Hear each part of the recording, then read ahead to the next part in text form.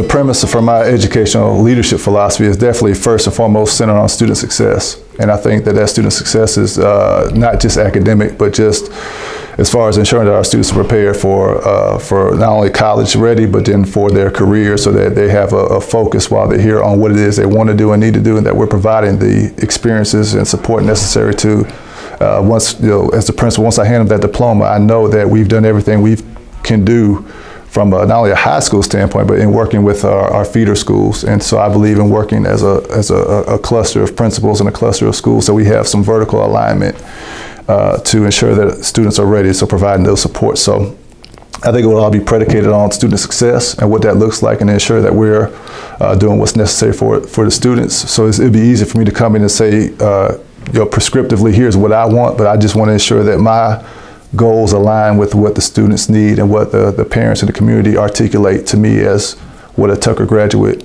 should look like and needs to look like. So student success will be a foundational component of that in the greater sense of the word. Secondly, is going to be teacher support.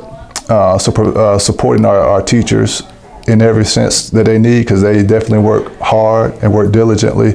Providing the support necessary to recruit, retain, and develop the best teaching faculty that we can have.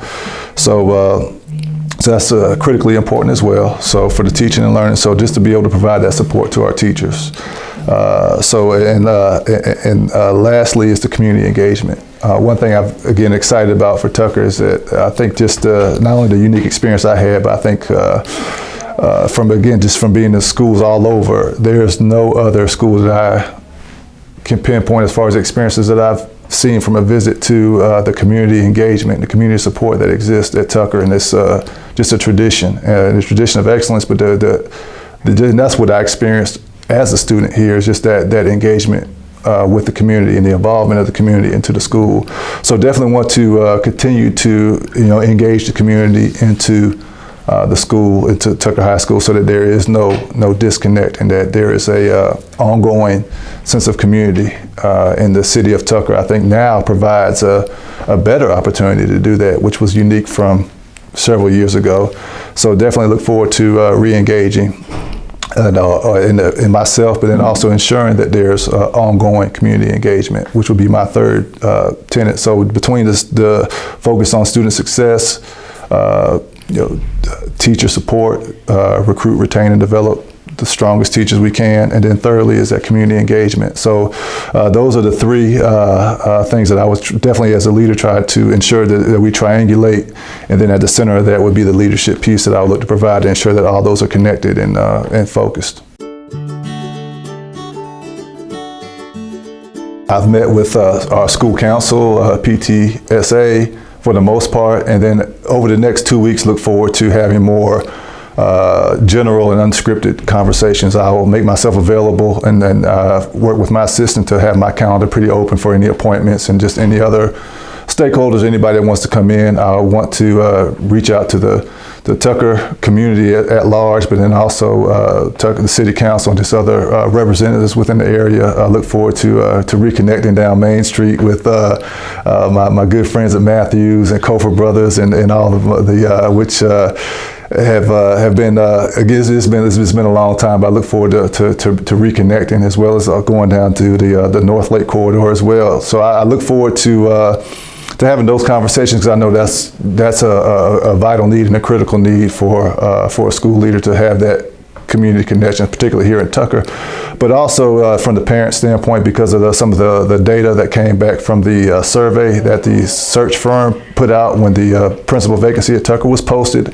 There was a lot of parent feedback and a lot of things that they indicated that they wanted and needed in the next principal, next school leader at Tucker High School. So just using the qualitative data that was pulled and extracted from that survey to make sure that as I transition in, that I'm addressing some of the needs and some of the 150, 200 responses that came in from that survey, just to pinpoint, okay, here's where I know the concerns are that's indicated in that survey. So that was a lot of stakeholder input, particularly from parents and students at large, as to what their needs and expectations are. So just trying to, as far as taking temperature, address some of those things that were pointed out in that survey, and then having some conversations, and then sharing vision and 90-day entry plan, and to also make sure they know who I am, what I'm about, and just as a product of Tucker, there's nothing I want more than to ensure that our school, our students are successful, or have a safe learning environment, a positive learning environment, and have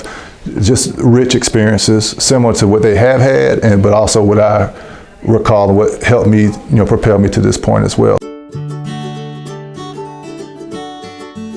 From my experience as a principal previous, as far as coming in with 10 years of leadership experiences, but then also working most recently coming back to Tucker from Eastern Kentucky University, and working in the College of Education there, but then also uniquely within that experience, I worked with the Kentucky Center for School Safety, which was housed on our campus. So within the opportunities that we had to provide professional learning opportunities, do safety audits, but then also even prior to that, working at the district office in Montgomery, there were just a lot of experiences that I've had that I thought I knew from being a principal previously. But so having some, my educational journey just provided me different unique experiences and opportunities to just learn more in different environments. So, but then also I think compounded with that is one thing that I've always looked at my role as a school principal as the parent. I always tell parents, or tell everybody, I have 3 children of my own, but I also have 1,800 students that I consider to be my children as well too. So I always pledge that I want to return the students back home in the same way that they came, and to provide a safe learning environment, a positive learning environment. So definitely focus on school culture, focus on school safety, and that's everything from not only physically, but just the whole well-being. So that's where the bullying comes in, that's where the cyber security comes in. So I think that extends not just from what's in the media now as far as school shootings and everything else, but to me, it's overall school culture. It's ensuring that our students get to class on time, that the hallways, that social media. So just some of the external influences are that we have a good handle on that. So we're just, again, providing that positive learning environment, which of course means some of the external threats don't happen as far as coming in, but just ensuring that we, again, just being at what I consider, or some of the students consider me to be a school dad. So I reassure parents that, your students are in good hands when they're here. We have their well-being at the heart of what we do, and that we just definitely going to provide a safe, positive learning environment in the full sense. So not just from those external threats, but from everything as far as with their peers to social media to everything along those lines, which is definitely of paramount concern. But I think that's just our obligation from a school leadership standpoint, to ensure that, again, from a parent standpoint, that your child is safe while they're in our care, and then we're going to return them to you the same way in which they come, or even better in some instances. But safety is being a top priority. That's one thing that, as I've transitioned, is trying to not only reacclimate myself back into Tucker from 25 years ago to Tucker today, which again, not much has changed because the support and the community engagement traditions are still there. So greatly familiar with those. One thing I've tried to do is just get an assessment of what the needs are. I know that as far as leadership transitions, I know that that's always different from some of the stakeholders. They want to know who's coming in to be the principal at Tucker. What are you about? What are the expectations? What are the what do I bring to the table as far as coming in, particularly coming in mid-year, really towards the end of the year. So just for myself to build as many relationships as I can and reconnect with the community and all of our stakeholders is a key priority for me. But then also knowing that I think that one of the challenges that exists is because there's been an interim principal here, and there's been a kind of a leadership void from somebody really taking the reins as the principal would do, and that's something that I've been working with Mr. Williams and just trying to learn what he's done in his role as interim principal, and then also what some of the needs are from the school, the students, and just what the expectations are from the stakeholders in the community. So excited about the opportunities to come in and build those relationships, just for myself to be visible and have as many conversations as I can, and really continue as I'm transitioning now into next week, just doing an assessment as to not only what the academic needs are of our students, but then also from just everything that's going on in education now, from the emphasis on school safety to everything that's taking place regionally, nationally, education-wise, but then also from a Tucker standpoint, just the values, the traditions, just what the community expects of Tucker, to ensure that continues, and my role as a principal to be visible and to just be able to communicate effectively as to what the needs are, and ensure that I'm available and that I'm leveraging and brokering the resources that I can from a school and a school district standpoint to provide those opportunities, experiences, and just to be available for the school community as a whole.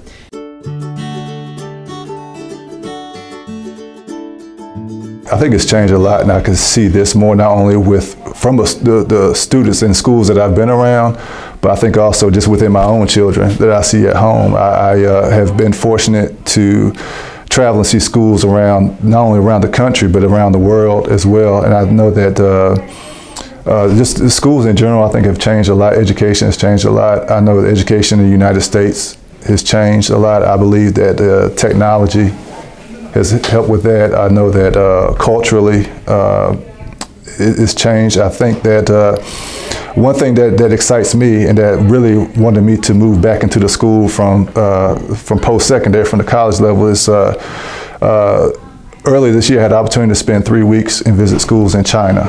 And so I went to Beijing, went to Shanghai and Chongqing. So I visited about 15 schools.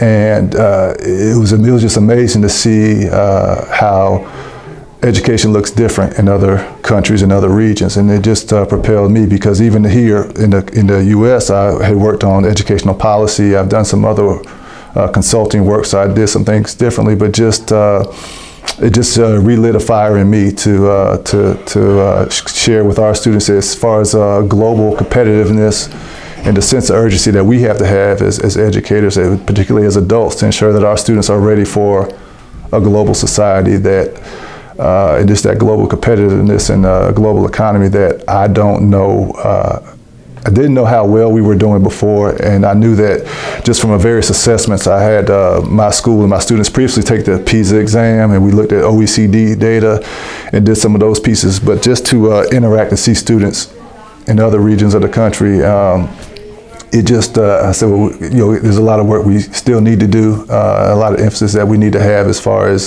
preparing our students from educational policy to funding education, and just to ensure that we're not behind the rest of the world in education. So that's kind of, that relit a fuse in me to ensure that we're moving forward, because the students in China are very serious, and they are, in seeing that firsthand, interacting with them firsthand, is I said, well, we have a lot of work to do and a lot of catching up to do.